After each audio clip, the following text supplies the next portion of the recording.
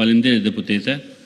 Për kostën, unë kam 16.3, si që shmëllon nga administrata, po është publike, buxheti i Republikës Kosovës është publik, edhe aty mund të gjeni shumën e sakt, pas një problem.